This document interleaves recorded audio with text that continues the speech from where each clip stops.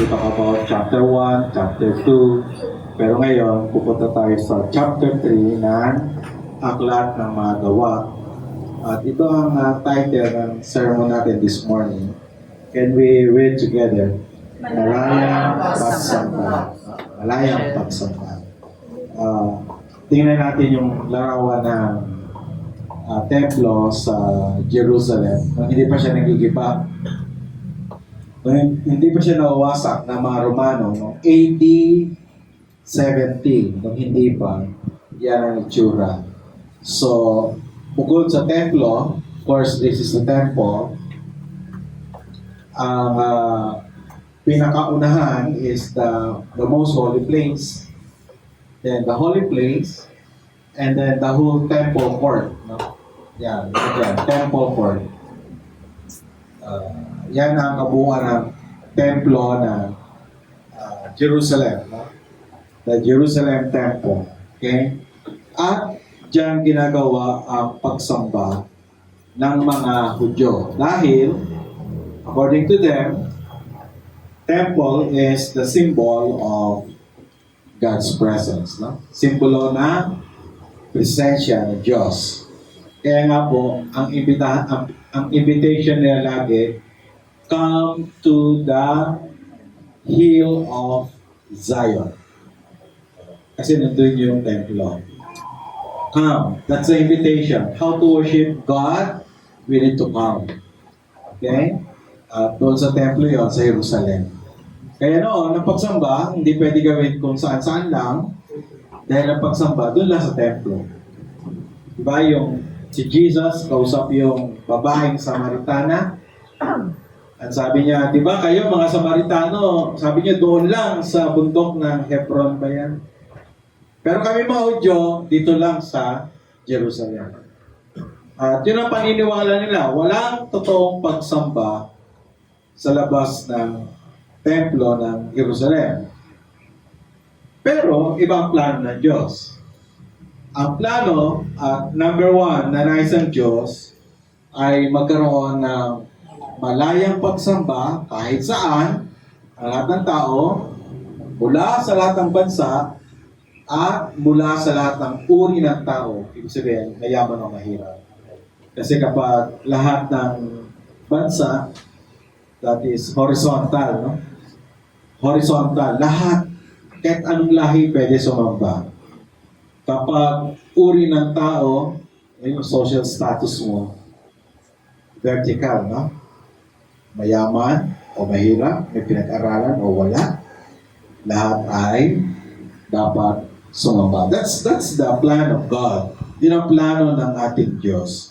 Kaya nga sabi ni Jesus in John chapter 4 verse 23, at hindi pa naman ito ang ating text, no? But just read this particular passage dahil dito sinasabi ng Panginoon na dapat may malayang pagsamba. Okay, verse 23, let's read together. Subalit, dumarating na ang panahon at ngayon na nga na ang mga tunay na sumasamba sa Ama ay sasamba sa Kanya sa Espiritu at katotohanan sapagkat ganyan ang uri ng pagsamba ni nais ng Ama. Let's read again yung kulay dilaw lang. Ang mga tunay na sumasamba sa Ama ay sasamba sa Kanya sa Espiritu at katotohanan. So, hindi na binanggit ang lugar. Hindi na binanggit ang lugar. Because if God is Spirit, then therefore, walang lugar na pwede mong ilagay ang Diyos. Can you say amen to that? Amen. God is Spirit. So, God is everywhere. Amen. Tama? No? Kaya sabi ni Jesus, dahil yung panahon na we will worship Him in the Spirit. No? Wala ng particular place. And worship in truth. Ito ang nais ng ating Panginoong Diyos. Isang malayang pagsamba sa Espiritu at katotohanan. Now let's read our story this morning in Acts chapter 3 verse 1 to 10. Sige, basahin natin ang sabay-sabay. Ito ang ating kwento sa umagang ito. Sabay-sabay. Minsan nagpunta sina Pedro at Juan sa templo 3 ng hapon noon, ang oras na pananalangin. Sa pintuan ng templo na tinatawag na pintuang maganda, ay may isang lalaking lumpo mula pa nang ito'y isilang. Dinadala ito sa templo araw-araw upang mamalimos sa mga taong pumapasok doon. Na makita nito sina Pedro at Juan na papasok sa templo, siya ay humingi ng limos. Titigan siya ng dalawa at sinabi ni Pedro sa kanya, "Tingnan mo kami." Tumingin nga siya sa kanila sa pag-asang siya ay lilimusan. Ngunit sinabi ni Pedro, "Wala akong pilak o ginto, ngunit kung ano ang meron ako ay siya kong ibibigay sa iyo. Sa pangalan ni Jesucristong taga Nazareth, tumayo ka at lumakad." Ginawakan niya sa kanang kamay ang lumpo at itinayo. Noon di lumakas ang mga paa at bukong-bukong ng lalaki. Palungso itong tumayo at nagsimulang lumakad. Pumasok siya sa templo kasama nila. Naglalakad, lumulundag at nagpupuri sa Diyos. Nakita ng lahat na siya'y naglalakad at nagpupuri sa Diyos.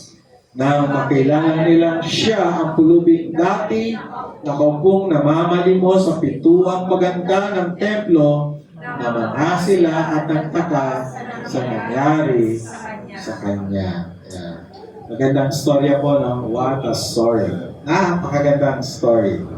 At ito ay story ng Diyos, no? Dahil ang aklat ng Gawa ay kwento tungkol sa makapangyarihang gawa ng Diyos. Can you say amen to that? Diba? Anong title ng aklat na yan? Aklat ng mga gawa.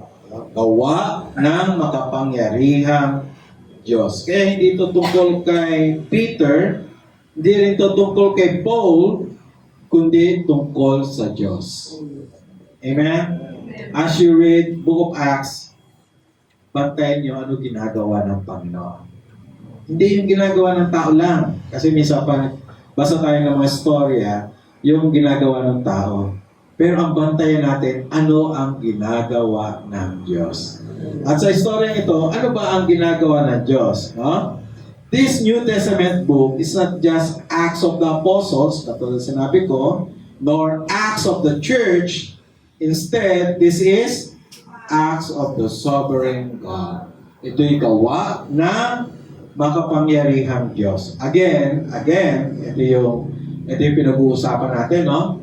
Ano ang nais niya? Lahat ng tao sumamba ng malaya sa Kanya. Sino may nais? Ang Diyos. So ano gagawin niya? Gagawa siya ng paraan para mangyari yun. At nangyari sa chapter 3 ng Acts, God works mightily to happen His plan, to fulfill His plan. Because God is sovereign, He can move all the hindrances and barriers in worship. Amen? Kaya niya tanggalin lahat ng hahadlang. No? Lahat ng pipigil para maisiwalat ang kanyang kaluwalhatian, aalisin ng ating Panginoon. Okay? Kaya yun ang pananampalataya natin, no? Sa prayer ni Sister Lynn na ang Diyos ang magbibigay. Hindi ang maliit na lugar na ito ang pipigil para lalo pa marami ang malayang sasamba sa Kanya. Can you say amen to that? God will provide. God will provide. No? Di na tayo kasya rito at siguradong magliligtas pa ang Panginoon na marami pang mga kaluluwa at kailangan ng malaking lugar. So, ang church ay Kanya at siya rin nagbibigay ng lugar para sa atin. Say amen to that? Siya rin nagbibigay. Because siya ay makapangyarihan. Paano niya inalis? Number 1, inalis ng Diyos ang hadlang sa pagsamba. At dun sa kwento natin, ito'y tungkol dun sa kanyang karamdaman. Siya ay isang lumpo. No? Inalis ng Diyos yung hadlang. Yung kanyang pagiging lumpo. Bakit naging hadlang? ang sakit o karamdaman sa pagsamba sa panahon nila o sa panahon ng taong pinag-uusapan natin. Bakit? Tingnan natin sa verse 1. Sabi ganon, and samahan niyo ulit ako sa pagbasa. Minsan, nagpunta sina Pedro at Juan sa templo, alas 3 ng hapon noon, ang oras na, dyan muna tayo. Tingnan ninyo, si Pedro at Juan, though they are already followers of Jesus, pero hindi pa rin nila hinihinto ang mga Jewish practices na kinasanayan nila. Okay? Nagpupunta pa rin sila sa templo meron silang hour of prayer. No? Yeah. Tayo meron day of prayer, no? Every Monday. No? If you are free, okay, pwede kayo pumunta rito para sumama sa mga nag-pray dito sa Monday na alas 6. Okay. Sila alas 3 pupunta sa templo at doon nag-pray. Okay? At yun ang nakagawian nila. Ngayon, pagdating nila doon, verse 2, okay, sabay-sabay. Sa pintuan ng templo, nagatawag ng pintuang maganda, ay may isang lalaking lumpo mula pa ng ito'y isilang, dinadala ito sa templo araw-araw upang mamalimos sa mga taong pumapasok doon. Sabi nga sa pintuan ng templo. Doon pa lang sa pintuan. Kung nakita nyo, kung nakita natin yung picture kanina, bukod doon sa templo talaga, meron pang bakod, no? Yung temple court, nandun siya sa labas pa nun. Nasa labas pa nun. Hindi talaga doon pa, hindi malapit doon sa mismong templo. Nandun pa sa labas. At tingnan nyo yung opposite na picture, doon sa pintuang maganda, may namamalimos. Ito ang maganda, pero hindi maganda tingnan kasi merong pulubi. Di ba? May pulubi. At nandun lang siya sa pintuang maganda. At siya'y dinadala lang doon araw-araw para mamalimos. Hindi niya kaya sa kanyang sarili. Nandun lang siya sa pintuan. Hindi siya nakakapasok.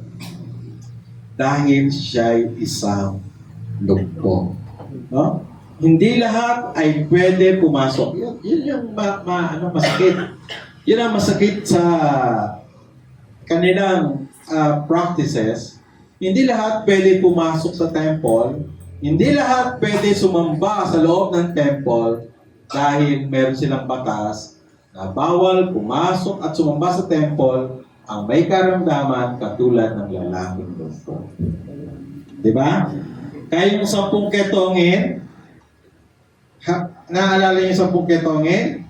Nung pinagaling sila ni Jesus, nag-worship ba agad sila?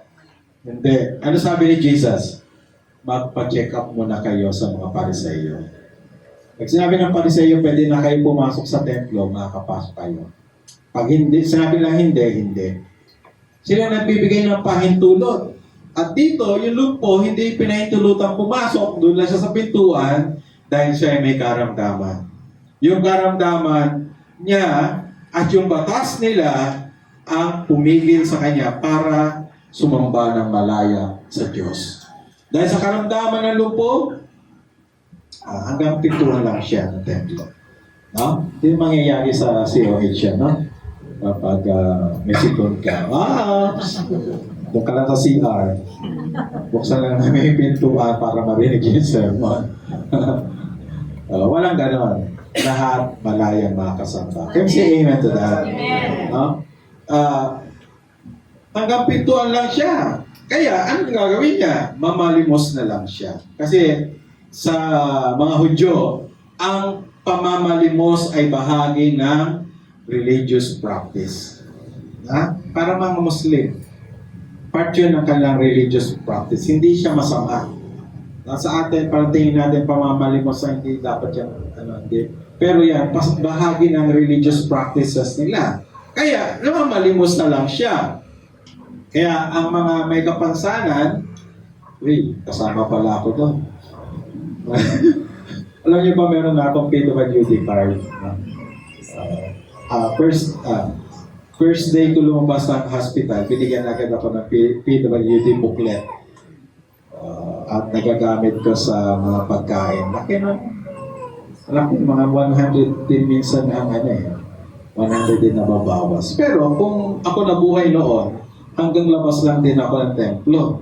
Hindi na umakapasok. Dahil bawal sa loob ang PWD. Okay? Meron ba rin itong katulad ko, PWD? Si Alfred.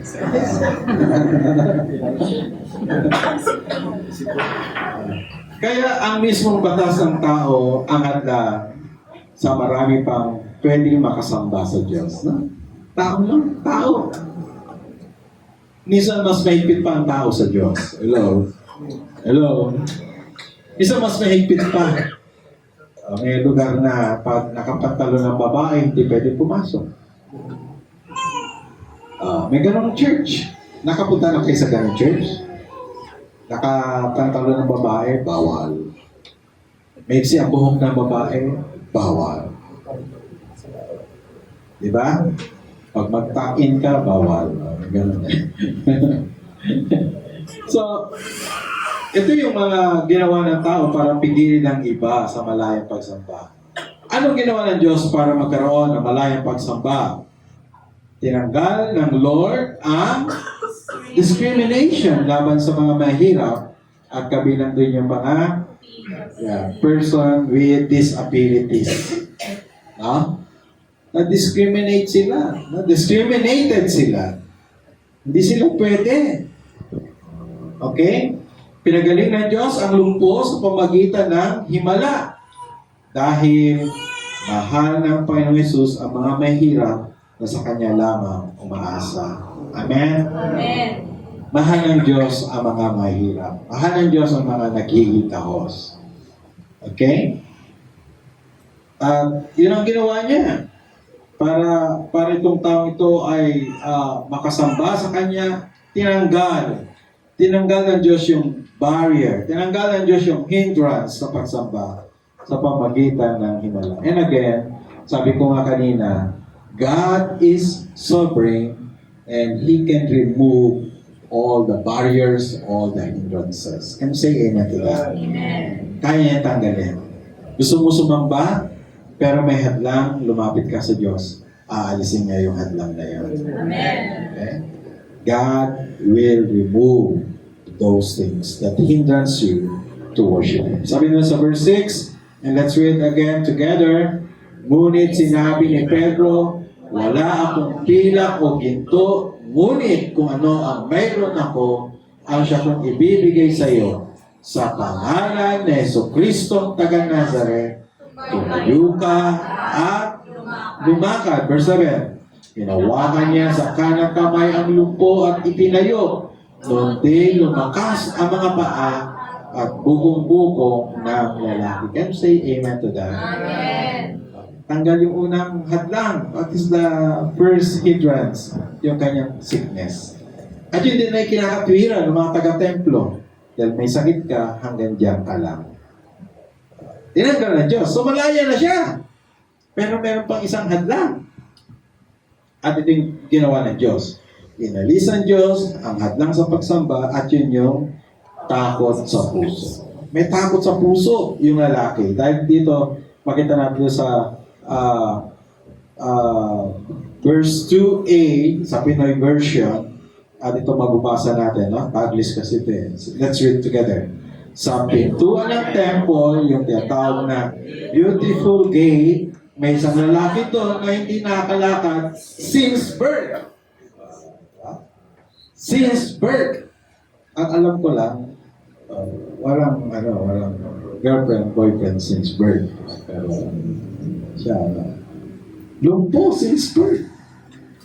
If you are used to be, yung taong hindi nakakalakad nung bata ka pa.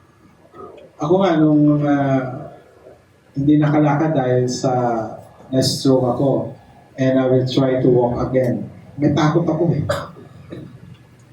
Takot. Pero pinakita ko kay Joy after 2 weeks, no? Tama na, 2 weeks. Silagay ba ako nakahiga? Ganun pala na yung sanay kang malayang gumagawa, tapos bigla nakahiga ka lang, paikot-ikot ka lang. Minsan, psychologically, no, nahihirapan ka. No? Para ka nakakulong. No? Para ka nakakulong. Pero one day, pagising sa umaga, di pa naman ako nagpa-practice. Sabi ko lang kay Joy, Joy, look at me. Punta ako sa gilid ng kama, tumayo ako. Tapos sinubukan ko lumakad papunta sa kanya. Umiiyak si Joy. First time ko lumakad. Pero ako, hindi ko pinakita sa kanya. Sa loob ko, may takot ako. Baka bumagsak ako. Pero ganun, ito, since birth, mas mahirap yun. Mas mahirap. Dahil mula pa pagkabata, hindi siya naglalakad. O, tingnan natin. Tingnan natin yung tao. Ano ang kanyang nasa loob. Okay, verse 3. Sabay-sabay. Nang makita sina Pedro at Juan na papasok sa templo, siya ay humingi ng limos. Verse 4. Titigan siya ng dalawa at sinabi ni Pedro sa kanya, tingnan mo kami. Ano ang kahulugan ng sinabi ni Pedro sa kanya, tingnan mo kami. Ganun talaga ang mga may kapansanan at mahirap. Di ba? Panitsura nila pag manglilimos.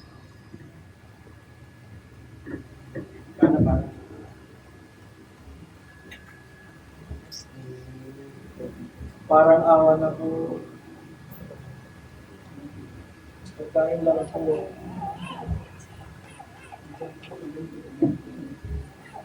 Di ba? Hindi makatingin sa mata. Hindi kaya tumingin mata sa mata. Pag mababatingin mo sa sarili mo, hindi mo kaya. Nahihiya ka. Iyan kalagayan ng lumpo. Kaya sabi ni Pedro, tumingin ka sa amin. Dapat ganun talaga pag ikay tagasunod ni Jesus. Kahit mababa sa iyo, tingnan mo ng pantay. Hello. Sabi mo sa katabi mo, magkaparehas lang tayo. We are equal. Walang mababa, walang mataas. Can you say amen to that? Kahit sa church, kahit ako ang inyong pastor, we are all the same. We are all the same. Ito lang ang calling ko. To share the word. Diba? To take care of the flock. Pero totoo, we are all the same. And that is what Paul and John did.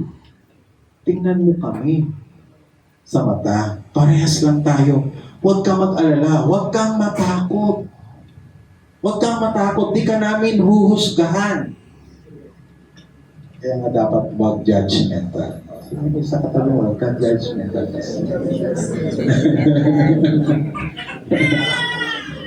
Diba? Lahat tayo may kahinaan. Iba-iba lang. We all need grace from God. Lahat tayo kailangan ng grasya mula sa Diyos.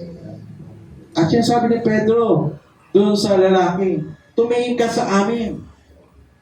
Huwag mo tingnan ang sarili mo mababa o huwag kang matakot. Pero sa buong buhay kasi, hindi siya nakakalakad, no? All his life, lumpo siya. Binubuhat lang siya para makarating sa beautiful gate. No? Kaya kung tayo sa kalagayan na pulubing mo lumpo, ano sa tingin nyo ang inyong mararamdaman? Listen. Diba? Listen. Takot din. Diba? May takot din sa puso. Hindi simple. Kasi pag binasa natin sa story, parang simple lang, no? Hinawakan, tumayo, at nagtatalon na. Hindi yun simple. Ay, basta tatayo na lang, biglang papasok sa templo. Ganun na lang. Diba? Hindi natin alam yung totoong nangyari, pero kung since birth, you are, diba, lumpo, tapos biglang sabihin ni Pedro at ni Juan na lumakad ka, siguro, diba? Diba? Kahit pa nakita mo yung mga legs mo, biglang nagkamasel, lumakas. Ah, hindi simple. Talagang takot siya. Bukod doon, marami pa siyang hindi alam sa loob ng templo dahil hindi pa siya nakapasok. Ganun din naman tayo sa mga bagong bagay na pinapasok, natatakot tayo. Tama na. Yung mga nag-asawa rito, di ba natakot din kayo? Yan. Natakot din tayo, di ba? Yung papasok ng college, di ba? Natakot din, ha? Yung papasok ng college, no? Takot na. May fear. Lalo na yung mga gusto umakyat ng ligaw. Binata natin. Tama? Thumbs up lang para hindi halata. Ganun lang kayo. Yeah. May takot. Natural yun. We are human. We are human. Kaya meron tayong takot sa mga bagong bagay. Isa pa, pwedeng natatakot siya na sitahin ng mga Pariseo. Ba't ka nandito sa loob? Di ba dapat doon ka lang sa pintuan? Ba't ka pumasok? Kasi hindi naman nila agad makita na lumpo pa rin siya. Takot siya masita ng mga Pariseo. Tapos, yung pa, malaking adjustment niya dahil nabago na ang kanyang social status. Dati, sa harapan ng mga Hudyo, nandito siya, ngayon pantay na. Naku, ano ang pwedeng mangyari? Di ba? Meron siyang takot. Meron siyang pangamba. At yun nga sabi ko nga, we're human and therefore normal na may takot tayo sa mga bagong karanasan, sa mga bagong bagay. Pero, this is the good news. No problem. Kaya ayusin ng Diyos ang takot sa puso. Can you say amen to that? Marami tayong takot, iba-ibang takot, pero magtiwala ka sa Panginoon. Siya ay makapangyarihan. He can remove every fear in your heart, in our hearts. Amen? Kaya niya tanggalin. Diba? Bakit yung mga may maliliit pang anak dito? Yan, sila Daisy. Huwag ka lang kaya tuition pag nag-college. Yung future nakakatakot din di ba? Diba? Pero, don't you worry. Kasama natin ang makapangyarihan ng Diyos.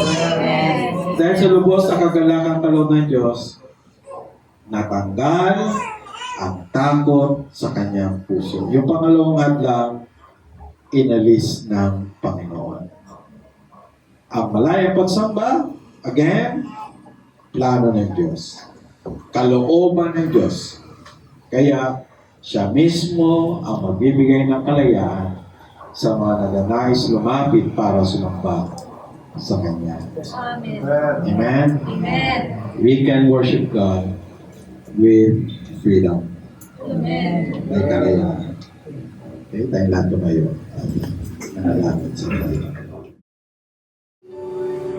Panginoon, salamat po. Maraming salamat po.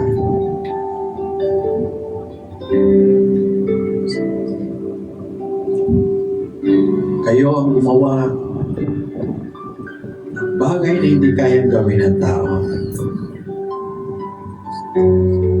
Gawa ng tao kapos. Ang pagsisikap ng tao laging kapos. Laging hindi katanggap-tanggap. Subalit nagpapasalamat kami. Dahil mula sa langit kayo kung narito sa lupa para kayo gumawa ng mga bagay na di namin kayang gawin. Yes. And thank you, Lord. Salamat po. Salamat. Salamat sa kaligtasan. Salamat sa kapatawaran ng aming mga kasalanan. Salamat sa paglilinis. Salamat sa pagbabayad sa aming pagkakautang. Salamat. Binubuksan niyo ang inyong kaharian para sa amin. Patuloy kami pagpalain ng katotohanan. Ika'y nagbigay, nagsakripisyo ng iyong buhay para sa amin. Sa lahat ng papuri, sa lahat ng pagkakita, sa ilang ng pagwalhati. Gawat mo yung mayamang paspas. Bendisyon sa bawat sa amin. Ano ba? Patuloy namin maranasan ang kapangyarihan na nagmumula sa banal na Espiritong nalalahan sa amin. Ipagkaloob lahat ng pagpapalang kailangan namin sa bawat araw. Pagharian kami, Panginoon, ng iyong kapayapaan, ng iyong pag-ibig, ng iyong kagalakan. Palayain kami sa lahat ng tao. Yes, Lord. Maranasan ang iyong kalapitan at ang iyong pabor. Ibalik lamang lahat ng papuri, pagdakila at pagluwalhati sa pangalan ng Ama, ng Anak at ng Espiritu Santo. Amen. Amen. Amen.